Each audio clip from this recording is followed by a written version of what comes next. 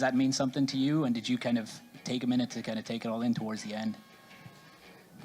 Well, it definitely means a lot to me because there's a lot of people talking crap about this card, and it was the forgotten card, and I was a little disrespected by that. You know, people were even talking about boycotting the card.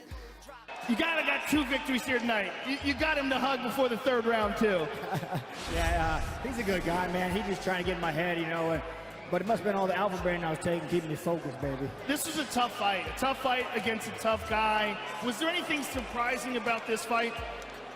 Yeah, I knew he was going to come hard. I knew he was looking for the finish, but I wonder what about Denver, Colorado in a few weeks. What about that one? You want to fight again in a couple of weeks? Yeah, Denver, Colorado, baby, 1,000%. Talk to Dana shaking his head. Look at him over there. I said it in there in February, you know, and then when everything was slowing down, I was in the back. I was thinking of, I already had to give up Thanksgiving for this fight. I had to give up my birthday. And, you know, and it's hard to find the guy, you know, like I said, you know, hashtag where's Jose Waldo, and let me know when you find him, you know, teamwork is the dream work, you know, if more of us is looking for him, we're going to find him together, but we see what happens, you know, I don't know, I don't want to give up my son's birthday and Christmas for February 11th and he don't show up, you know, this guy has an act for not showing up to the fight, so.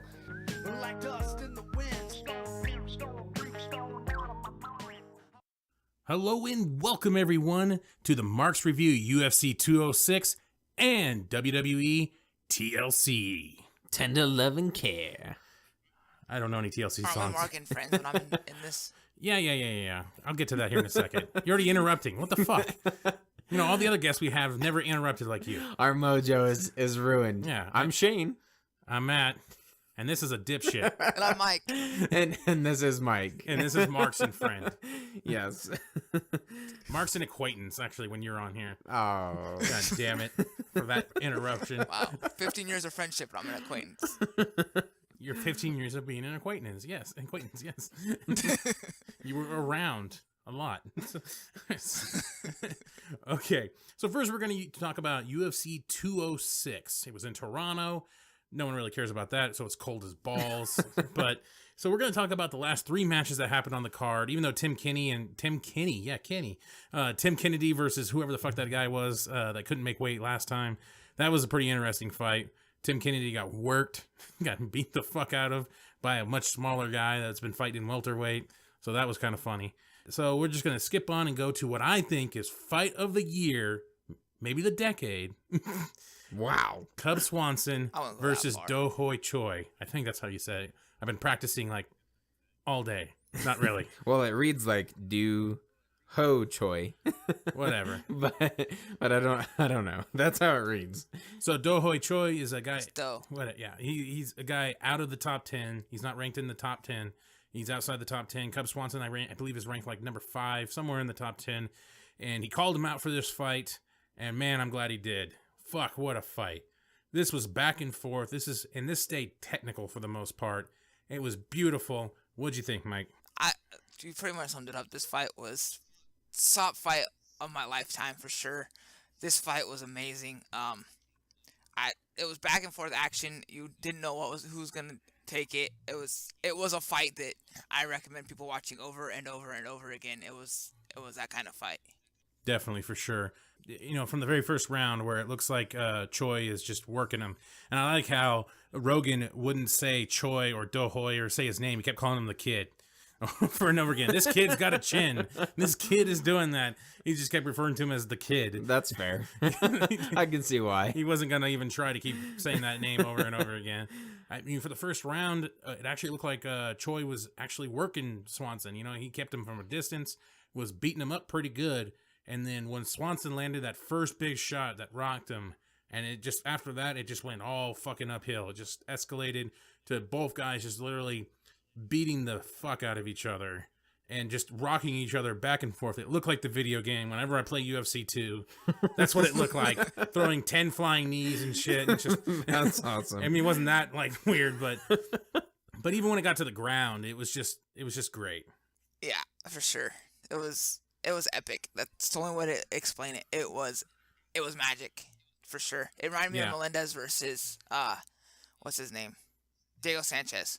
It was like that, but it was more technical. It was more tight. It wasn't just wild brawling. It was I don't even know how to explain it. It was what everything you'd want in a fight. Yeah, it was like more of a technical brawl almost. They still kept form. They still kept combinations up. And even to the bitter end of that third round, Swanson still wanted to try to finish it. Nailed Choi really hard, knocked him to the ground, went to the ground to try to finish it with only like 15 seconds left in the third round. He was definitely trying to finish it. I thought the scorecards were a little misleading because, like, I think two guys gave it 30-27. Yeah, I was gonna ask you about that actually. And if you felt that it should have been a unanimous decision, and it's just hard to say because all rounds were so even. But you kind of do give it to Cub Swanson because he did put more pressure on. So I guess, but I still would have given it like a 29-28. Give the kid, at least one round. One judge did. Yeah. The first round I gave to the kid. And the rest I gave the Cub. Cub finished the round on top at the third round. So that has to go to Cub. And then the second round, I just feel like he was more in control of the fight. I think he was in octagon control majority of that fight. And Shane, you should become a big fan of this guy because guess what? Did you hear what he came out to, Mike? Oh, he came out to the original Superman theme. The Korean guy did. Nice. He came out to the I like it. It was like dun, dun, dun, dun, dun, and he came out to it holding the Korean flag, which I thought was funny. But then he lost. Yes. Good job. Well, Just like the real Superman. Oh. Started crying for his mom Martha and stuff. It was pretty sad. Martha. Okay. Then next we have Donald Cerrone. Donald Cowboy Cerrone comes out to the same fucking song every time. He always comes out to Kid. Well, yeah, it comes out to Kid Rock's Cowboy gosh. every time. Versus Matt Brown. Matt Brown was ranked 14, I believe. Donald Cerrone was ranked like number 5 or 6, somewhere around there. I thought Matt Brown would be ranked a little bit higher because, he always seems to be in the mix. He always seems kind of like that, not necessarily a gatekeeper. Yeah, he is a gatekeeper, but that frontline gatekeeper. He's like the top 10 gatekeeper. Yeah, he should at least still be in the top 10. If he didn't get kicked in the ribs by Ellenberger, he probably would have still be in the top 10. But that's true. But this match, Donald Cerrone was a heavy favorite, and he even talked about how he was just going to kick him in the side like Ellenberger did and just watch him fall. Like that's all his plan was. But that plan changed real quick. He landed like one body shot and then just stopped after that and just kept landing consistent head kicks. He was like UFC 2 where you just throw head kick after head kick after head kick after head kick. Seriously, it was like spamming head kicks. It was just ridiculous. And they were landing too. He wasn't really putting a hand up on it at all. He was landing them. And yeah, it was back and forth. One of the things that I did note was, I believe it was the second round, Matt Brown caught a kick by Donald Cerrone. Oh no, he didn't catch the kick. He took the kick, he ate it, and then came in on him really hard. Took, I think it was like a left hook to the body, right hook to the face, and then just another left hook and just dropped Cerrone. It was beautiful combination. And I was like pumped up for this. They were just going back and forth, just nailing each other. The thing about Cerrone though is that you can't finish him, and that's hard. I mean, Cerrone doesn't take any days off. You call him tomorrow, it's like, we got to fight for you Saturday. He's going to show up. So it's hard to beat a guy like that doesn't know. I don't know how to explain it. He's hard to damage. So he's a fucking machine. I don't think he was ever in danger there. You know what I mean? I don't know. Like, his eyes were wide open. Yeah, no, he never like had rolled back eyes or anything. It almost looked like it just knocked him on his ass. Yeah. Even in the end of the first round, when Matt Brown gave him a good straight right, like he just went down on his ass, like, but he was fine. He already wants to fight in the Denver pay-per-view, which I'm not sure what time that is. Probably I think that's I think that's the one at the end of the month with Ronda Rousey. So, and Dana White's already shaking his head at him. The dude's a machine. Ultimately ends with one of the most brutal knockouts, like head kick knockouts, because he kept spamming that head kick, and Matt Brown leans down into it. And Mike and I were talking about this a little bit beforehand before we started recording. We think I don't know if they're starting to mic the octagon now a little bit or something. Almost like WWE. Yeah, kind of. I don't know if they are or not. If they are, that makes sense. If they're not, that's got to be one of the loudest shots I've ever heard. Just the pop of him getting his head caved in. Which is horrible to think about. It just makes you cringe when you hear it, dude. It's so loud. And he didn't even have a chance. Matt Brown was just laying there, arms fully extended, McCarthy hovering over him. Probably not a great sight, Tommy Dreamer. So next we have the interim featherweight championship for one person. Max Holloway versus Anthony Pettis. So Pettis didn't make weight. He came in at 148. He needs to make 145 for 3 pounds over. He was fined 20% of his purse. Yeah. Ouch. Yes. Yeah, you can get even worse. Find half of it. Yeah, it can get worse sometimes depending on what you have. Wow. Depending on what the people can elect, because usually they give the other fighter the option, whether or not one, they don't even fight them. 2, how much of a deduction. It could be like 20, 30. I think I've heard 40% before for some really bad ones. Yeah, it can be really bad. It's like 50. Oh shit, 50%. Japanese don't fuck around. Son. So does it really make? Yeah, if you don't make weight, you're screwed. Does it really make that big of a difference? 3 pounds overweight? Yes. Yes. At that level, you're talking about yes. 145. Yeah. Okay. Yeah, because that means he's already got 3 pounds plus probably a little bit more because he's not as dehydrated as Max Holloway going into it. Oh, okay. He'll be at 170, or he won't be 170, 165-ish by fight time, and Max would probably be about the same, but he's not as dehydrated. You know what I mean? Max is probably spent to get to 145, and the 3 pounds. I've cut weight. It's the worst thing in the world. An ounce is the most awful thing in the world to cut, but I've been in a sauna for like 10 minutes. That was brutal. And he was done. Yeah, and I was done. I probably gained weight. I was locked in a sauna. I probably gained weight, but yeah, other than that, it's a terrible feeling. I don't know. A lot of people were questioning whether or not he purposely did that or not. Like, he didn't want to cut the rest of the weight when he could have, because he only walked in like 8 or 10 pounds over, which is normal. I don't know. He still lost. Yeah. Well, Michael Bisping. He's not like our friend that can just take a night's sleep and freaking drop 10 pounds. I really hate that guy. You're talking about Tommy? Tommy, probably. Tommy. Yeah. One of the funny things is that I was actually wondering, because he's overweight, how does that affect the betting odds? I was wondering. If he wins, if you bet on Pettis, do you still get your winnings even though he's overweight? I think so. The fight still happened. That's kind of interesting. Anyway, ultimately, like Shane said, he lost. It wasn't necessarily the most spectacular fight ever, especially compared to the 2 previous ones. Hell, even the 3 previous ones. But Max Holloway just showed that he could, he could definitely contend with the top guys. And he's looking for Jose Waldo because he can't find him. I get it. Ka-ching ching. Yeah, he really wants that Aldo's fight gonna against destroy him. Aldo, and he keeps saying Aldo's dodging him. And he's like, every time he's about to fight this guy, he gets injured or he just doesn't want to fight anymore and shit like that. Why is he holding the belt? Yeah, he was going off on his post-fight. So Aldo's going to destroy him. Pettis apparently, maybe broke his hand during the fight.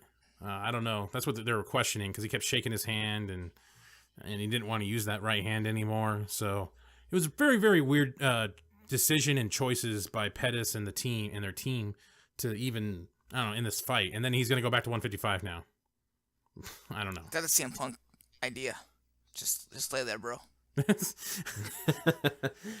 Ultimately, the UFC 206 card that was the forgotten card, I think, for the most part, after you go to Madison Square Garden, you have such a huge turnout.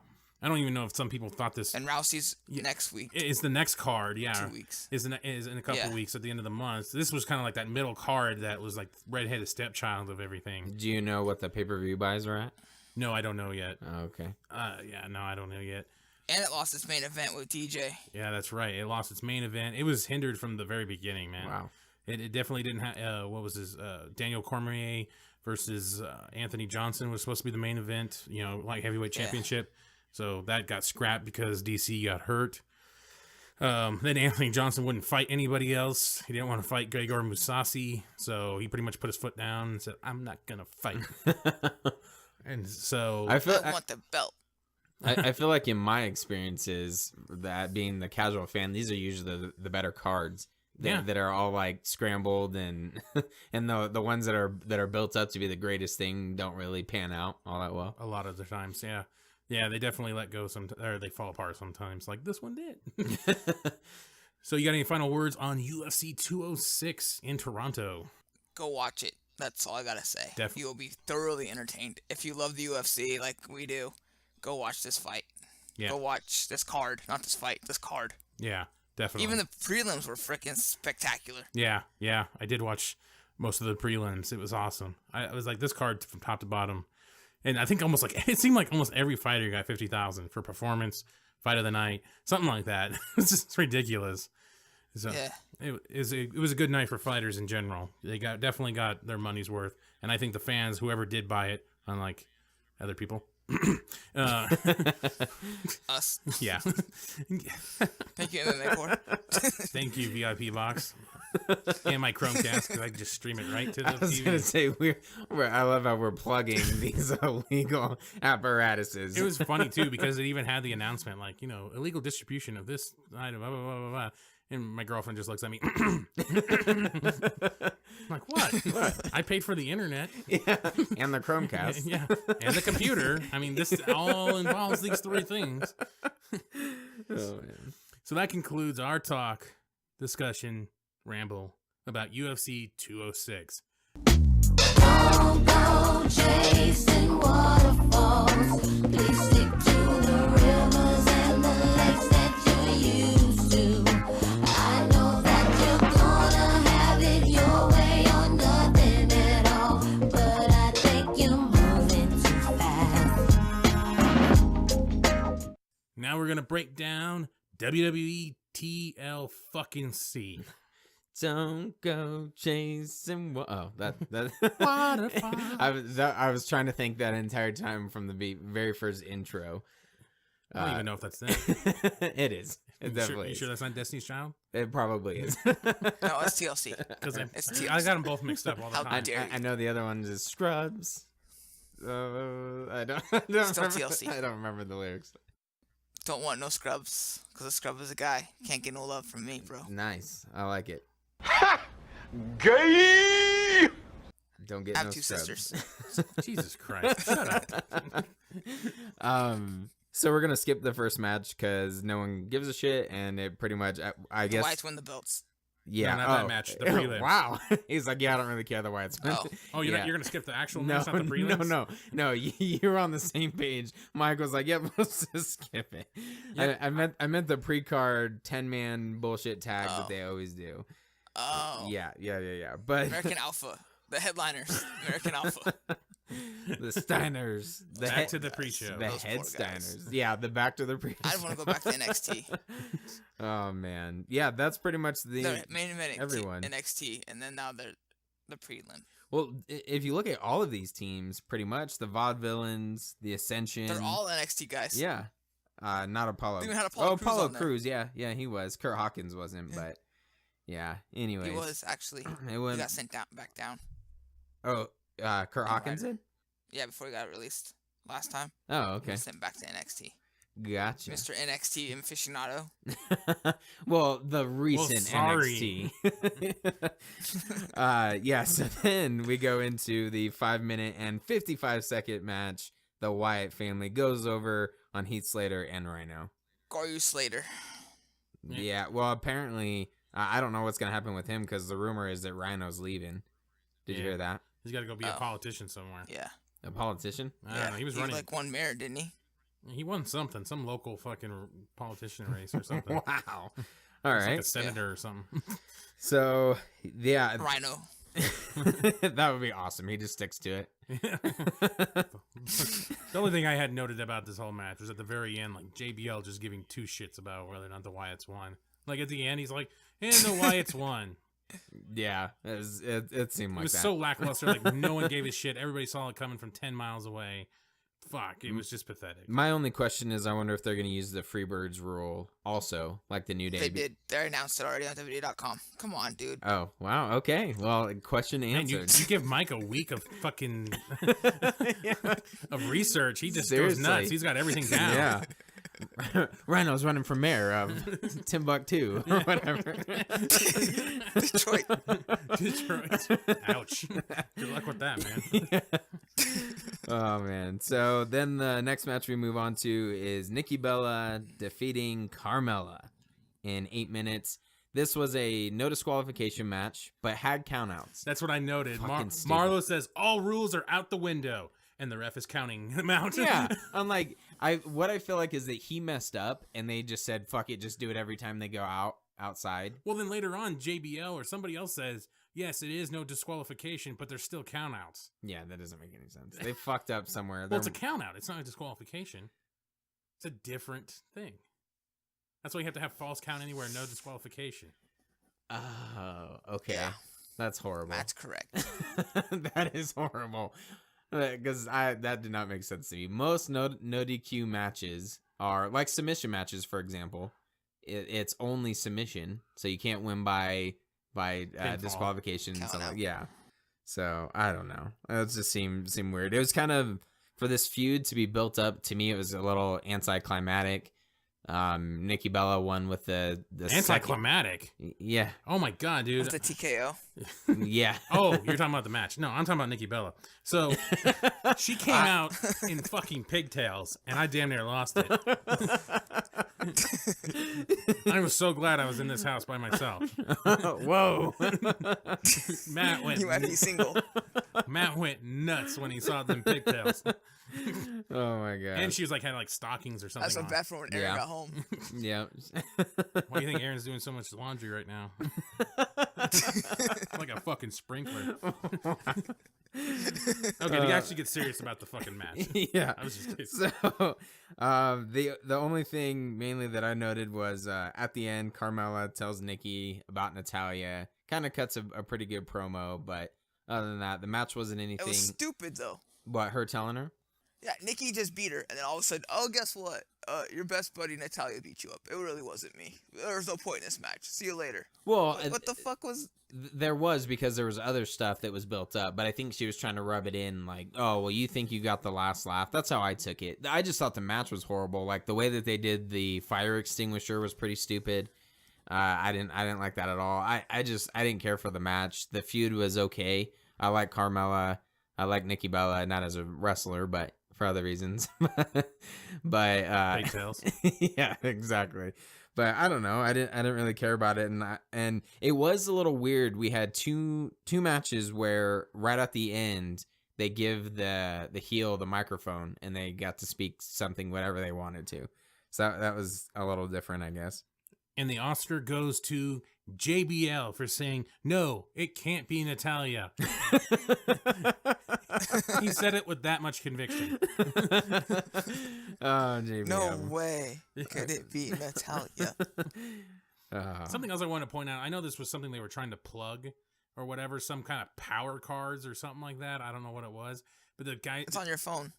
Yeah, okay, I don't really give a fuck. Yeah. They kept showing everybody's power stats and speed stats when they were coming out. Yeah. Coming out like they were like, this is really their stats for people. Like it's a tail of the tape almost or something.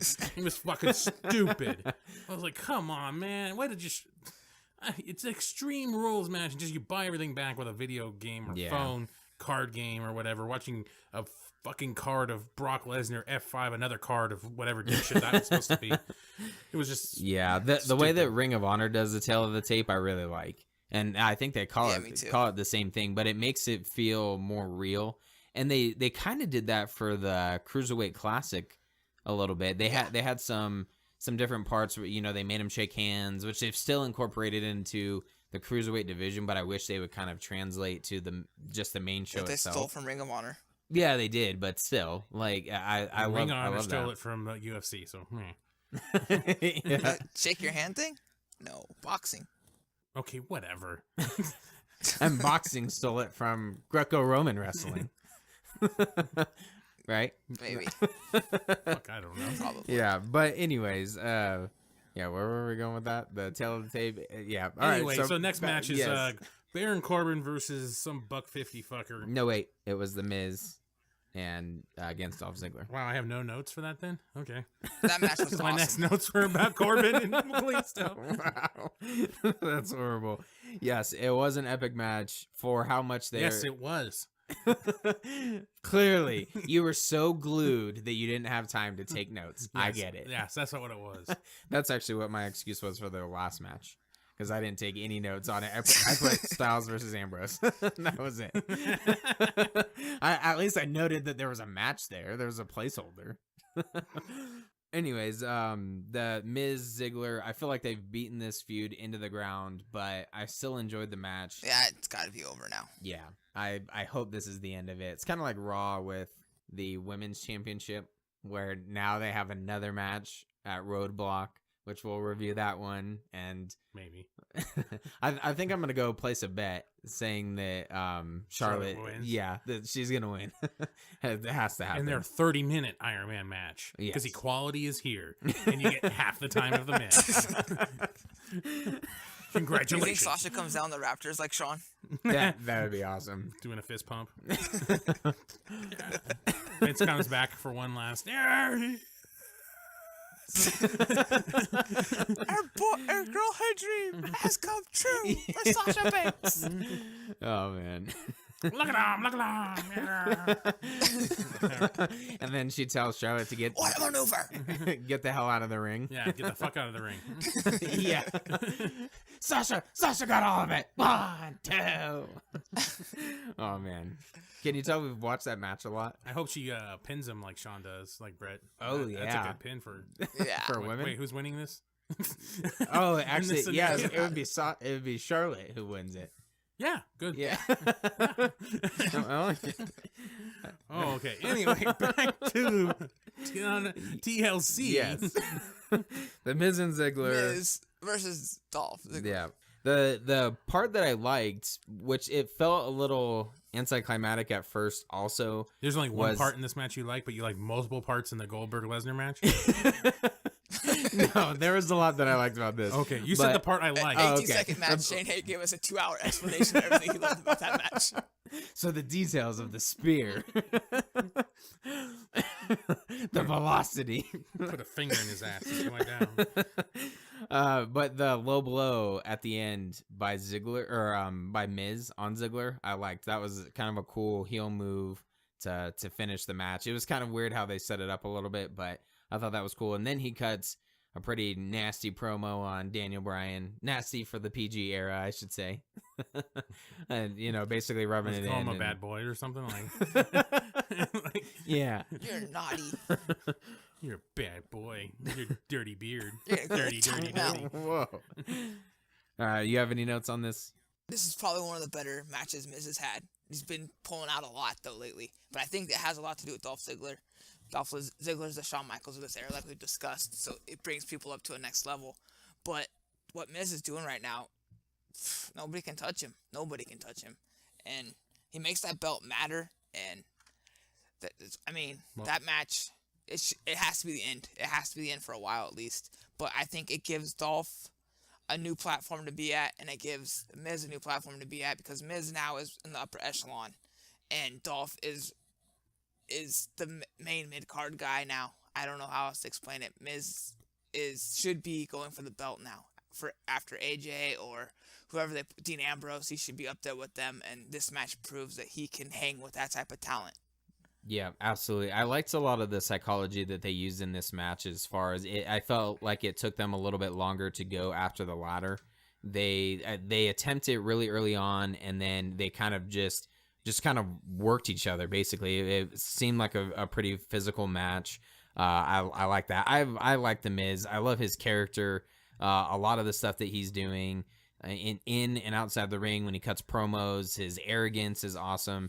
And now, I don't know if you've seen on social media, but he's been adding stickers to the belt, kind of like on the helmets of Ohio State or some of the other college football teams. So I thought that was a pretty cool thing that no one's ever done before, and just shows even more arrogance of I'm counting the days of how long I'm champion for, and hopefully they continue with it. They kind of went back and forth a little bit there for a brief second with Ziggler, but yeah, I love that he's the Intercontinental Champion. He's raised it up to another level, and I hope that they continue, for the next 6 to 9 months with him as champion and some of the other guys chasing it, and him keeping up this squirrely kind of heel stuff.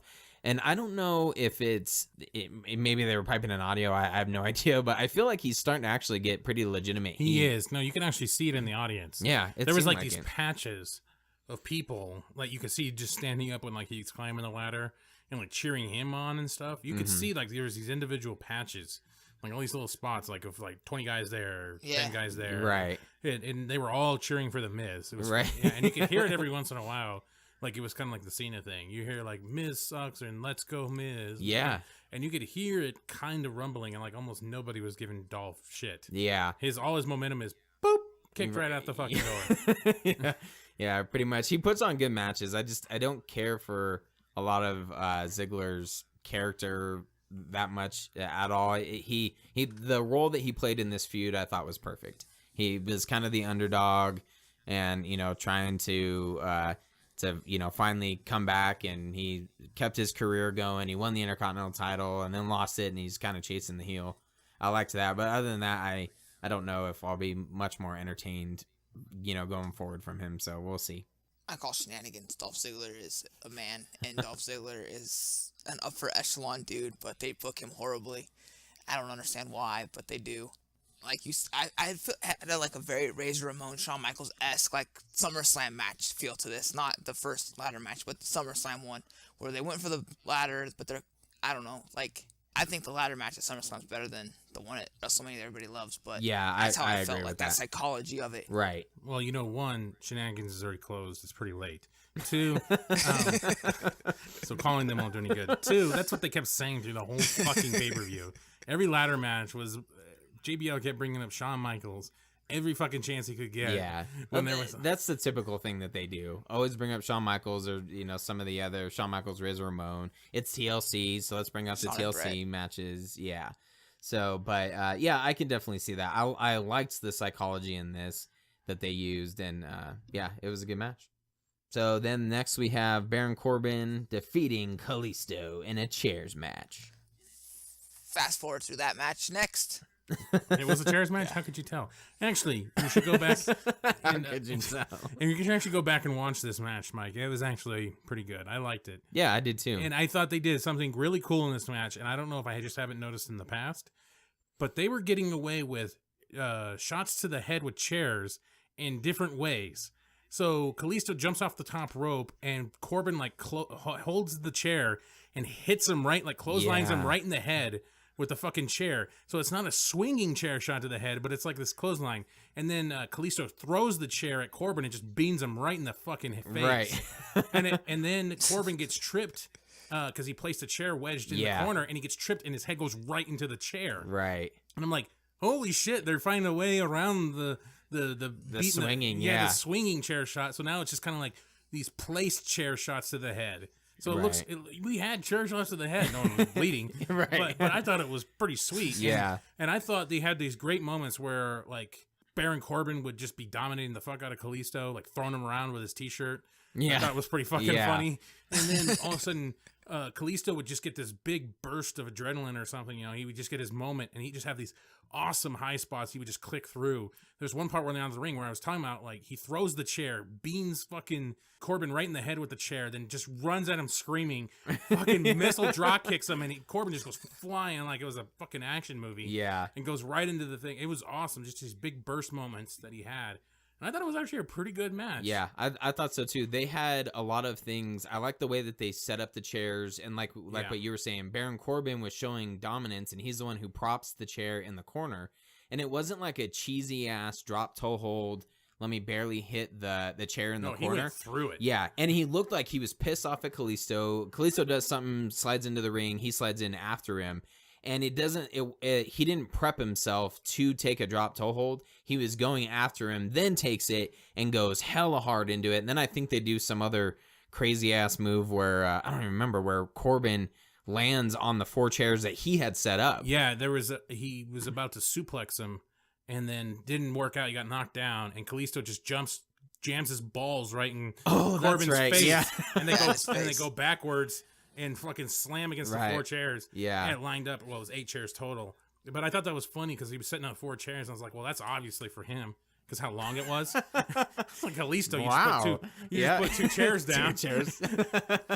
I didn't even notice that. I did. That's the first thing I noticed. I was like, he's using an awful lot of chairs. That must mean it's going to be him landing on it. That's hilarious. Yeah, the thing that I was thinking of is, you remember when Kalisto took the the Salino del Sol, I think it was last TLC, or maybe it was like the Money in the Bank or something, off the ladder. Banged his balls on the ladder. I was starting to feel sorry for him because I was like, he's gonna take some crazy ass bump onto these chairs, and it was still a crazy ass bump, but it ended up being Corbin taking it, and I was like, oh fuck, but so I didn't notice it because there was 4 of them. I do like JBL when the match started, and Kalisto had a chair in his hand, and they're like, oh, this is the equalizer, and then like Corbin gets in there and just basically ragdolls him, and like doesn't even give him a chance with the chair. And JBL was like, well, that worked out well for Kalisto. Goodbye, Kalisto. That's what JBL says. Oh, man. I thought it was great commentary. Yeah, other than his fucking don't give a shit about the first couple of matches. But that one, I felt like he just was talking shit about Kalisto, and it was just hilarious. So give it a chance, Mike. Don't fast forward through it. I watched it. Go back and watch it. Oh, okay. Oh, you I watched asshole. it. Don't lie Baron to Corbin. our fans, all right? I hate Baron Corbin, so fast forward through it. Oh, man. But he has such a The great dude entrance. should be on the pre-show, and the other guys that were on the pre-show should be on the pay-per-view. These guys have been on the pre-show like every fucking pre-show. Yeah, that's where they belong. So at least, hey, to me, they shined. I thought their spot, it was 2 before the main event. I thought it fit perfectly. Yeah, I thought it's easily the second best match of the night. So for me, I would say third. no, second. I didn't really like that ladders match. Wow. I mean, other than like the DDT spot, it was just. I don't like the way Dolph climbs up a ladder. It just looks fucking retarded.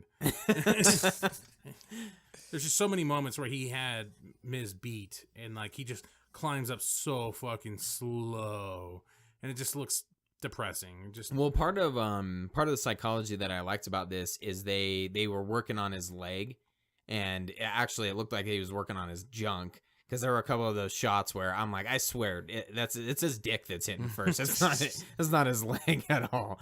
But so it allowed it for, like, when he's kind of climbing up the ladder, he's wrenching in pain, and trying to shake it out a little bit. But I can see what you mean. That's always bothered me about most ladder matches. This one, I didn't really notice it too much. I thought they did a pretty solid job with the timing and stuff. There was one time where Miz took like a gnarly bump on the outside. And he was down for a while, and I thought Maurice was going to interfere. And then somehow the Miz slides out through the front, or slides back into the ring through the front. I was like, that was kind of weird. He got up pretty quick I don't know if it was like a DDT on the outside or something, but there was one of those where he like, oh, here's my burst of energy. Well, I know when he fell, like he acted like he blew up his knee, but then after that he was running around. Oh, yeah, the Miz? Yeah. Anyway, so we passed that fucking match. Screw that match. Yeah. So then next match is for the Women's SmackDown Women's Championship, Alexa Bliss and Becky Lynch.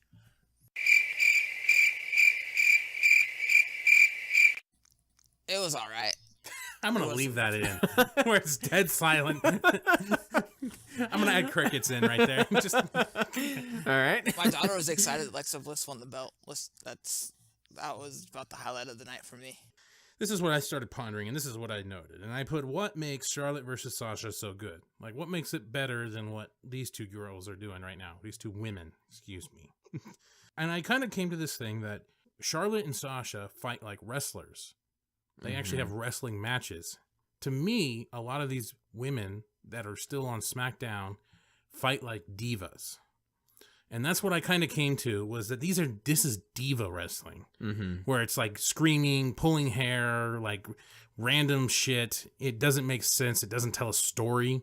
And that's also how I felt about the Nikki Bella match. Yeah. Was the same thing. It's diva wrestling. It's not women's wrestling. It's not a wrestling match. You don't see wrestling when you watch these women and a couple other women fight. Becky Lynch, a little bit you do, but you can tell with Alexa, it's diva wrestling. With Nikki, it's diva wrestling. Yeah, I think with Alexa, it's more of like moves, and which, there's some guy wrestlers that do the same thing where it's less of high impact and brutally beating the shit out of each other like Sasha and Charlotte do. And you're right. I think that Becky Lynch brings that level up a little bit. But when she's wrestling divas, it fucks her up, and that's why this match looks poor. Yeah, I thought she raised Alexa Bliss up a little bit. Maybe she had to drop down a little bit based on the spots and stuff, but I felt there was some physicality there that normally you wouldn't see in an Alexa Bliss match. I thought they were laying it I'm not in saying pretty either one of stiff these. and- Nikki, she took kendo shots. They weren't the best kendo shots. No, well, and again, to your point, the kendo shots on Raw with Sasha and Charlotte were fucking brutal. Yeah. Like I was like, oh man. And that's what I kind of came to. That's what I've realized. Why, and that's why they're dragging this fucking feud out. Is because I think they realize this. You might be able to get something like that with Bayley against Charlotte, but It's different, but yeah, it's going to be limited to what you get. You're going to have to bring like Asuka in or something, right? To really step that up, and fill that division up. But that's what I think you're getting. I think you're getting Diva wrestling still. I think that Diva Revolution is still in there, and is I think it's hindering some of this. You still got like the other girls that. Alicia Fox and a lot of those other ones. You're not doing crap with who's the biggin on Monday Night Raw? Oh, The Rock's shit. cousin, Yeah, what the hell? Nia Jax. Thank There you go. Yeah. They're not doing anything with her. No, they're not doing anything with hardly any of the women. SmackDown's done a little bit better job kind of spreading it out a little bit. Bayley's kind of been sprinkled around, and she has feuds with Nia Jax, and she had a feud with, who's the chick who was with Dana Brooke. Yeah, and then with even the chick that you just mentioned. Nia Jax? No, the one before that. Anyways, I can't even remember her name. Yeah, Alicia Fox. Oh. Yeah. So they kind of sprinkle them in a little bit. Hard Which... to edit. Oh, you don't need to edit that. Yeah, fuck it. I struggled with it. I could agree with you. There's shines of hope in each of them. Like I like Alicia Fox kind of crazy character, but you're right. It's not to the level that you have of Sasha and Charlotte. I like the finish. Alicia Fox. Yeah, let's be honest. She can't wrestle. She can work a match, but she's not a wrestler. She's a diva, just like Matt's saying. Mm-hmm. There's a lot of chicks like that still. But I think with Sarah Del Rey at NXT now, that you're going to have a better group coming up. But that old guard is still there. Like the Nikkis, the Alicia Foxes, the Trinity. I forget what her actual name is because we watched Total Divas. Those type of chicks are the old guard, and they have to still work that kind of style with them because they didn't do the independents. They don't know how to work that type of hard-hitting style. But you got Paige, you got Natty, you got I was gonna say it gives Becky. it gives me more respect for people like Natalya and like Paige who have wrestled, even AJ Lee, who can wrestle a physical match, can put on an entertaining match, but have had to kind of bring up a lot of these other women and and carry matches and carry feuds and stuff a little bit more. So I don't know. We'll see how it goes. I like Alexa Bliss winning this match. The ending wasn't too bad for me. I liked it. It kind of came out of nowhere almost, which was cool. But it was a short match. The one thing that I did know is when Becky lost, and she kind of gets up and she's like, in pain, and the chick comes up to her and Becky's like, what the hell are you doing? Like she didn't play a heel, but she was cutting a promo as if it really happened to her, where she's like, get that mic out of my face. I have no words to say. I lost. What do you want me to say? Kind of thing of like, as if it was, she lost a match and it was legitimate, where she's upset, instead of like, oh, I did my best. And, so I liked that kind of aspect of it. So. And I think with Mickie James coming to SmackDown now, that's going to help a lot too, because a lot of those girls will be able to be led by her. Yeah, definitely. That match, we didn't do a breakdown or anything of it, but on TakeOver, that match was awesome with Asuka and her. They beat the shit out of each other too. Asuka beats the shit out of everybody. Yeah, that's why Bayley ran. Asuka got the shit kicked out of her by Mickie James, and all of a sudden it was over. Yeah, it was pretty cool. Yeah, for most of the night. Next. So the final match, the main event, was AJ Styles and Dean Ambrose for the WWE World Heavyweight Championship. SmackDown Live. Yeah, get it right. The face I think that runs the place. I think they just call it the WWE World Heavyweight Championship, don't they? And yes, then the Raw is Universal. Yeah, whatever. Yeah. Wow, you get it right. Look on WWE.com and then tell me. WWE shop. World Heavyweight Title. Yes, there we go. All right, shut up, Mike. Anyways, I thought this was a great match. It just shows the power of AJ Styles. Dean Ambrose had some moments in there that I kind of cringed at. I'm starting to notice a lot more of the shit that he does, and I think the more that he doesn't sell properly, I end up noticing it more. And so then the next match comes and I start picking him apart, because there were certain things like the ending, which I thought was awesome. I didn't see that coming. James Ellsworth comes out, pushes him. You saw it coming? Like a mile away. No, Yeah. really? Yeah. Wow. Okay, I was pretty surprised. I figured that's why I texted you. I was like, no, they're not gonna put the belt on that motherfucker, because I thought that's what they're gonna do. Is that he was gonna climb up the ladder. Well, he wasn't in the match. Well, he has that thing where he can be put in he can be the number 1 contender or whatever. So I just figured, fuck it, I'm Yeah. in. Oh, okay. Right. You know what I mean? Oh, I thought when gotcha. you said that, I thought you were talking about Dean. Yeah, same here. And that I guess maybe that's where the swerve was laid down, because I thought for sure, like, okay, Ellsworth came out and he you were pissed because he was gonna help Dean Ambrose win, and you were like, no, he's not gonna fucking lose to or beat AJ Styles in this, and that's completely what I was expecting. But the thing that bothered me about Dean Ambrose is when he landed on the tables.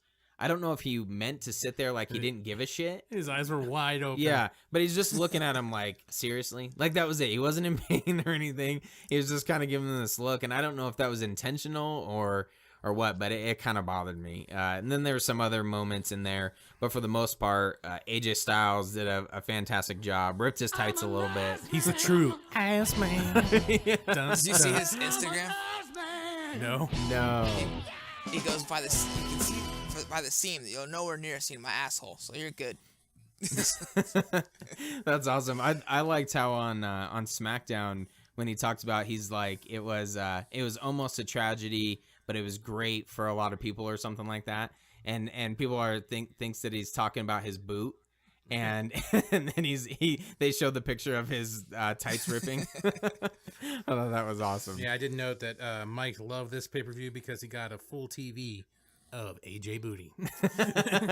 Oh yeah, that's my boy. I could see you pausing it like, oh, look at that soccer mom haircut. Oh yeah. And I'm the growing my perfect son's hair out hole. just like AJ's for a reason. Oh man. With the hole and everything? Wow. With the hole, bro. So I thought the match overall was good. I liked it a lot. The spots didn't really tell like a story per se, but for the most part, the spots were just awesome. I thought they were really unique. They were able to step up a ladder match in this day and age where ladder matches hard to do. Where it's really hard to do because ladder matches have been done to so much of a degree. There's pay-per-views on it and everything. I liked it. I thought it was really cool. There's a couple of parts though I thought it was weird because it's like, you think they would watch the matches beforehand and not replicate the same fucking things? Like when they got up to the top and they're doing the slow punching back and forth and just like the other matches. Yeah. The other match. And It's a standard ladder spot. but there was a couple other ones where I thought like, well, that's the same exact thing they did in the Miz match. And they didn't even bother to change it. Right. So it was cool. They went through the table. He jumped off the ladder through the table. Yeah. One thing I was wondering is like, where did they get that one industrial fucking ladder? When Ambrose climbed up in the very beginning of the match and they were out in the corner or whatever, there was like a fucking 50-foot ladder, A-frame motherfucker, and the slats were like 3 feet wide and shit. And he was about to climb up that thing and jump on the table with AJ, and AJ ran. I was like, God damn, where do you get a ladder like that? That's Got fucking awesome. built. That's something. That's a Mexico ladder to get over the Trump wall. It's gotta be bigger than that, bro. That was a big fucking ladder. And then they're gonna use a rope to get down. They're gonna have a great. table on the other side. They'll be good. Yeah. Anything else to add, Michael? This is by far the best match the two of them had together. But like I said, I thought as soon as Ellsworth came out there, oh fuck, he's gonna be a part of this match now. He's gonna be the champion. Cause what other way to swerve it other than having James Ellsworth win the belt? I don't know. I thought they were gonna go for something different. But obviously now he's gonna get his ass kicked by AJ and Dean Ambrose. But I couldn't put it past him by putting a belt on him. but I thought that's what they're going with in this pay-per-view. But between the two of them, AJ and Dean Ambrose, this was definitely their best match they've had together. Yeah, it was definitely up there. I think after David Arquette winning the WCW belt and how much they put that all over the network of how like stupid it was, I don't think they would put it on Ellsworth. I also like what they've done with him WWE where champion and ECW champion. You can't get any stupider than that. well, that's a little bit different. Because he's the owner. You can work certain things and that's a little bit different. And he was on fucking Muscle and Fitness and shit. That's a little bit more believable, especially like when you're feuding with Austin and winning the Royal Rumble and shit like that. 6 years I believable. yeah, I buy that a little bit more. Goldberg just beat Brock Lesnar. That's different. He came in for He's a not the video game champion. promo.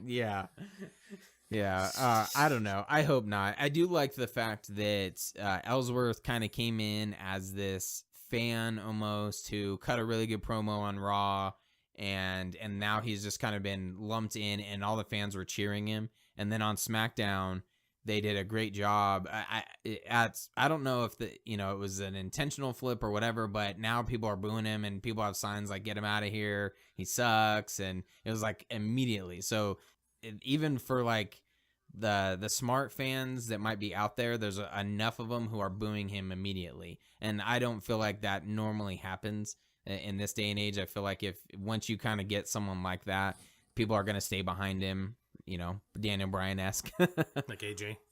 Get behind him. Daniel Bryan. Sometimes we need a webcam so we can see what I'm doing here. with how close we are to this single mic. Yes. It's very creepy. Yes. Especially the shape of the mic. And you added this like black foam thing. Anyways. That's the way you like it, Shane, so don't lie. With big black things on the top. Black cut down. Oh, man. All right. Anything else to add? Nope. All right. More crickets. Wow. Well, I guess this pay-per-view kind of sucked. We kind of blew through this one compared to previous ones. Yeah, not a whole lot to talk about. I still give it, if we're going with our mark score. What is your grade? Did we finish? Yeah. Okay. What is your grade of this one? Yeah, I think 2.5 marks. Oh, you're out of 5. You're gonna use that? We're not gonna use a grading system. Oh, you want to do grade? C minus. Okay. D plus. D plus. Wow. Besides AJ, thought- I guess AJ and Miz's match. All right, I'll go C minus. Okay, I was gonna say at least those two should bump it up a little bit more. Oh wow, this is weird. All right, C. I was gonna give it a C Really? because of the Kalisto match. C. C. I don't know. I just really like that Kalisto match. I really did. It helped. The Ambrose AJ match was really good. The Miz, whatever that other guy's name is, that match was pretty good. It was decent for the most part. The women's matches were atrocious, but I'm expecting that by now. Except if it's not Sasha or Charlotte, I'm just expecting that by now. And then whatever other matches there was. Oh, the tag team match was just fucking obvious as shit. I mean, Jesus Christ, was that just so obvious? Yeah, it was. Well, and that's why it lasted 5 fucking minutes. It was funny too watching. Was it Harper? Like he's gonna take the spear. Like they had the worst camera angle. Like you could just see him standing there, like flinching, like he's gonna take a step or not. And then he's like, then finally he runs, then pushes. It's like he could see it coming from a mile away, and it was just funny to watch.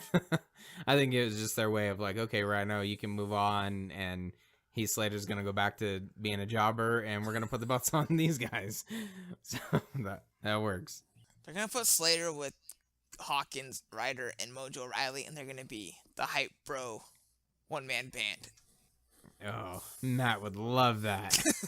I actually heard somebody say that they would like to see Mojo Rawley be a singles competitor. Yeah, go for it. So he can job out to everyone else. Was this like online or something? Yes, and I think that person was very high at that point. Anybody else got what was the depression medication? Xanax. Yeah. For some reason, Cialis is the first thing that came to my mind. Of course it did. That'll fix the depression. Oh, that was one of the things. Mike, you got to listen to that John Jones interview. Oh, he talks about John. Yeah, I was trying to watch some of it, but I ran out of time. Yeah, when he was talking about the reason why he tested positive because he took a Cialis. Yeah. 'Cause he has a big dick, right? Yeah, because he's like, Joe Rogan asked him, like, why do you think you need that, John? Joe, I have a really big dick. And no, it was happened because you get these weird fucking Cialis from China and shit, and they could be mixed batches and shit, and they could have tainted supplements and stuff. And they tested it. And what is it? USADA tested it. And yeah, he came back to that was what he was hit for. Really? Yeah, it was in the fucking. Holy shit! It was in the. So he wasn't lying. Yeah, no, he wasn't lying. Yeah, he wasn't. Wow. Yeah, he was just talking about how taking those Cialis, it just gives you that twist on the punch. Just gives you that extra little bit. That's fantastic. It's a pretty good interview with John Jones. I thought he did a good job. He kind of cleared some things up. He's not taking steroids, but he's still a dickhead. Very arrogant ass, but pun intended. Yeah, with a twisted dickhead. Yeah. But yeah, I thought it was cool. He's a cokehead. Check it out. All right. Yeah, he's trying to say that he's a pothead. If you really listen to that, he was talking about like since like high school, he's been like smoking like nonstop.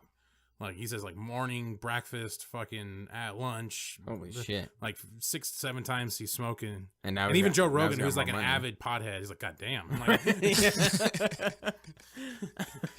like, that's a lot of pot. So he's even cut that out, and he's talking about how alcohol. He had a bunch of those accidents, hits the pregnant chick, runs from the accident, right? All those issues and everything. So he was talking about that. Well, maybe if he cuts down on those, he won't have to take a Cialis. It'll be good. I just love the way he described it. And they were talking. Even Joe Rogan's like, "What did you take some of those rhino pills, like the dick pills that you see in the gas station? It's like those little things right there. That's where Rhino's becoming mayor of." Studleyville. Oh man! All right, guys, how's it going? How you doing? On that note, with Cialis, our new sponsor, Cialis. Perfect. Check them out. You use our link / Mark. You think Enzo's using Cialis? What's that? You think Enzo's using Cialis on Raw? With Lana. With Lana? I don't know. I do like that segment though. It's kind of crazy. pushing close to Attitude Era a little bit. It was awful. Oh, why was that awful, Mike? I don't know. I just don't like Enzo. Maybe that might be part of all of it. But you couldn't tell like Enzo doesn't that need was a setup. you. You couldn't tell that was a mile away setup. Come on. Sure, but that's how everything in the Attitude Era was too. But I liked how they were pushing the limits a little bit more. And he's always had a good way in all of his promos of kind of throwing innuendos in there a little bit. So I thought it was kind of cool to add that. But I don't know. I'm an Enzo Mark. Russo's above this stupid shit. Russo should be a main eventer. Rusev? Yeah. I don't know. He's a decent wrestler, okay matches, but I don't really care for his character. So he's not over. You're crazy. He's crazy. So is Mojo Rawley, but he still sucks ass. You were at WrestleMania with me. Was he over? C. No. Because he was over because he was facing John Cena. Yeah. That's all it was. People wanted to boo Cena. So that doesn't mean that you're over on your own. That just means you feel bad for Rusev or anyone that... Okay, that concludes this episode of the Marks Review. Marks and Friend, or Marks and Dickhead. Cialis Dickhead. Why are you going to call yourself out like that, Matt? That's fucked up.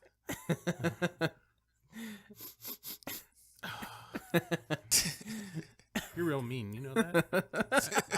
I have been nice to you this whole time. I called you on Skype. So there. That concludes this episode of Marks and Mike. Ooh, uses his name. Ow. Very nice. Yes. Very, very nice. Michael. God damn, this thing's so fucked up. All right, that concludes this episode of the Marks Review, UFC 206, the Forgotten Card, and WWE TLC, the card we wish we could forget. Except for maybe one match, maybe two. 2, 3. 3, 4, 5, 6, 7. 6. It was a great pay-per-view. The whole card. Oh, man. So make sure you like, share, and subscribe to our YouTube page, whatever. We don't really give a fuck about YouTube anymore. Yeah, fuck YouTube. I'm going to release a whole YouTube rant, and I'm going to fucking put it on YouTube with a bunch of copyright shit. You fucks. Gosh. We got copyrighted claim for something that we did like 4 months ago. Yeah. Like fucking August, you bastards. Fuck. I hate you two. Fucking, I'm so mad. So does everybody else For right now. what? That whole algorithm shit that's going on right Oh, now. man. That's what's killing us. That's Yeah. what's holding us down. Exactly. Under the thumb. Under that play button of the YouTube thing. But where we are successful, you can download our podcast. At Comic Movie Marks on iTunes or in the Google Play Store at any little iTunes app in the fucking Google Store. Yes. And please be sure to rate us on there. Leave a comment, leave a rating. Let us know how you think we're doing, even if it's shit. We'll read it on the air. Let us know how you think we're doing. Please leave a comment. It really helps us out. And you can also send any questions or comments or whatever to our email, comicmoviemarks@gmail.com. Oh, social media. We're also on all social media, Facebook, Twitter, and the Instagram.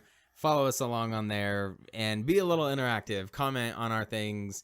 Tell us we're shit on there too. And we'll give you the little middle finger emoji. What about It'll be a Snapchat? white one. It'll be a white one. What about Snapchat? We're not on Snapchat. You said all social media, so you're lying to the fans The ones- again. The ones that matter. Well, sort of. We can get on Snapchat and take a snap of our awesome mic. Yeah. And we're talking about the thing we talk in, not you. Oh, damn.